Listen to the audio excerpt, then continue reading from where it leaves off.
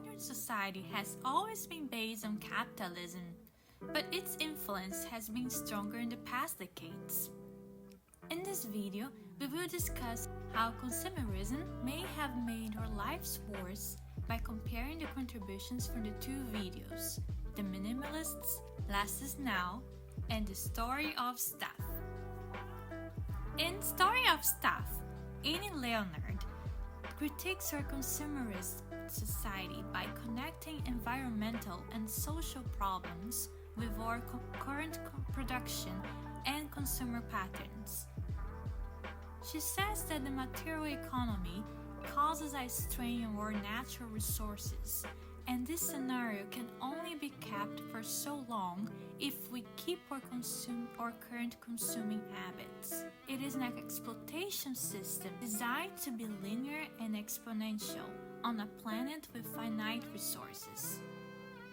To bring this point to perspective, Annie reveals that in the past 3 decades, 1/3 of our planet's natural resources base has been consumed. The goal of our current consumption system is to encourage people to consume constantly. To do that, enterprises devise predatory tactics such as planned obsolescence and perceived obsolescence. The first one involves creating products that will purposely break within a certain amount of time, and the second one uses marketing tools to convince people that their belongings need to be replaced. The push for advertisements is so big that nowadays we see more advertisements in 1 year than a person 50 years ago saw in a lifetime.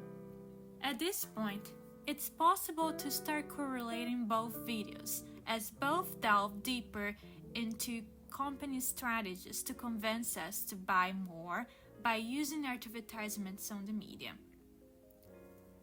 Leonard describes how much of our modern lives can be summarized as a circular spin treadmill, in which people are encouraged to constantly work more, to consume more, because our primary identity revolves around being a consumer.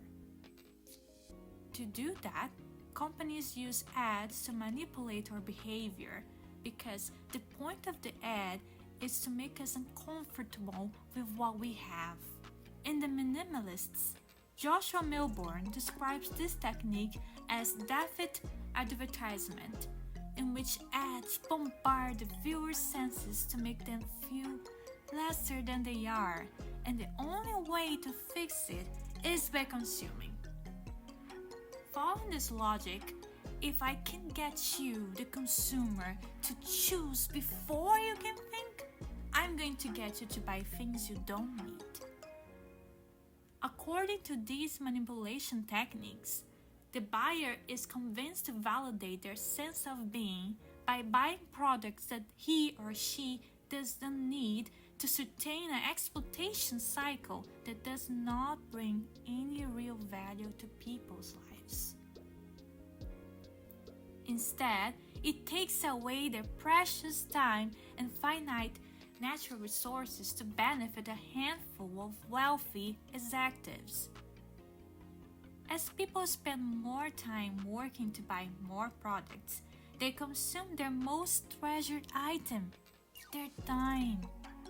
With less time to spend, people are more unhappy and feel lonely because they don't have the opportunity to belong to a group.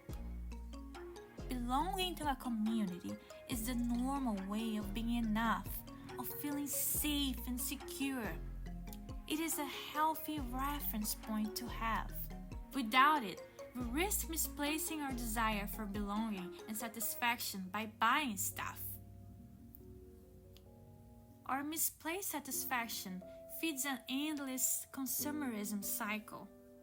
People must understand that their sense of self and belonging, even their memories, are not on things, they are on us. For that, we have to constantly refocus ourselves, to pay attention to what matters to us. With the advent of social media, corporations use the vertical expansion of a reference group to make us feel bad about ourselves. For instance, young girls compare their bodies to celebrities such as Kim Kardashian, who has millions of dollars to spend on her appearance. Needless to say, this is a completely unrealistic and non-logical comparison, and it would not have been possible before the spread of social media. This is why we must refocus and have a critical mindset when exposed to promoted content. By the end of both videos, the authors suggest different courses of action to remediate the problems exposed. Leonard takes a generic approach by saying that we need to rethink our old school throwaway mindset and replace it by thinking about zero waste, closed loop production, renewable energy, and local living economies. These are all worthy suggestions. However, they feel distant from our reality if the viewer is not presented with real-life examples. It would be ideal if the video spent less time making us feel depressed about our future and gave us more tips on something that is in our control. On the other hand, Millburn and Nicodemus videos finish on a more positive note. They bring in the concept of minimalism, which is the intentional use of the resources you have, as an alternative to deal with the challenges caused by the consumerism. Millburn urges the viewers to get rid of one single belonging every day during a month and keep only items that add value to their lives. The strategy is to make us analyze our everyday needs under a minimalistic view and reprioritize our life goals.